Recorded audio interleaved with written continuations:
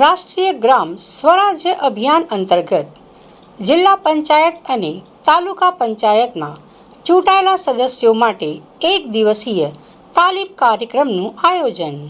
વડોદરા જિલ્લા પંચાયત ખાતે રાષ્ટ્રીય ગ્રામ સ્વરાજ અભિયાન અંતર્ગત જિલ્લા પંચાયત અને તાલુકા પંચાયતના ચૂંટાયેલા સદસ્યો માટે એક દિવસીય તાલીમ કાર્યક્રમનું આયોજન કરવામાં આવ્યું.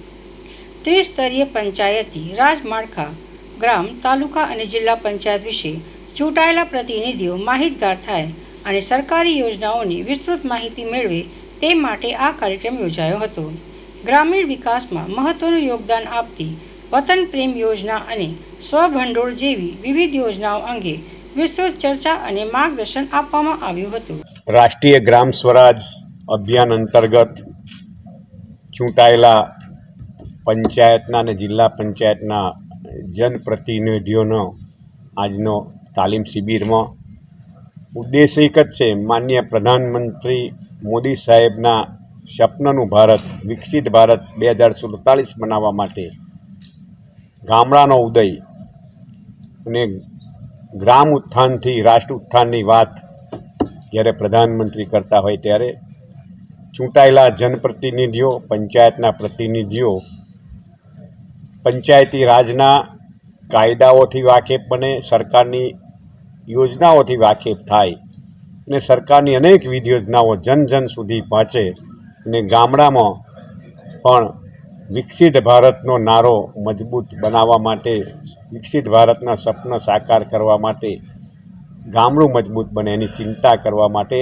આજે વડોદરા જિલ્લા પંચાયતના જનપ્રતિનિધિઓ અને તાલુકા પંચાયતના જનપ્રતિનિધિઓની તાલીમ શિબિરનું આયોજન થયું છે. તો આ તાલીમ શિબિરમાં ઉપસ્થિત રહેવાનો અવસર પ્રાપ્ત થયો.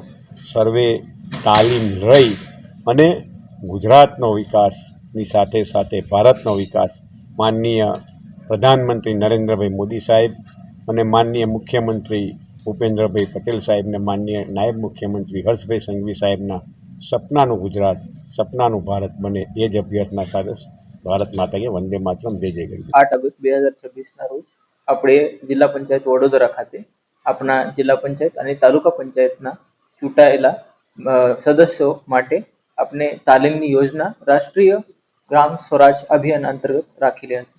આ કાર્યક્રમનું મુખ્ય ઉદ્દેશ આ છે કે બધા જ મેમ્બરોને આપણા સરકારી યોજનાઓ, ગ્રામ પંચાયત, તાલુકા પંચાયત, જિલ્લા પંચાયતની ત્રિસ્તરીય એક આપણી માળખું છે એમનું એક ઇન્ટ્રોડક્શન થઈ જાય એના માટે આપણે સાથે જ વિવિધ યોજનાઓ જો ચાલી રહી છે, સાથે જ સ્વનાનો પંચ અને વતન પ્રેમ યોજના જેવું કે એવી યોજના જો ગ્રામ વિકાસમાં વધારે કોન્ટ્રીબ્યુશન અથવા એમનું વધારે કોન્ટ્રીબ્યુશન થાય એના માટે આપણે યોજાયેલા છે. આ કાર્યક્રમ માનનીય સહપ્રભારી મંત્રી શ્રી કમલેશભાઈ પટેલ સાહેબશ્રીના અધ્યક્ષતામાં યોજાયેલો હતો. આ કાર્યક્રમ સવારે 9 થી સાંજે 5 વાગ્યા સુધી ચાલે.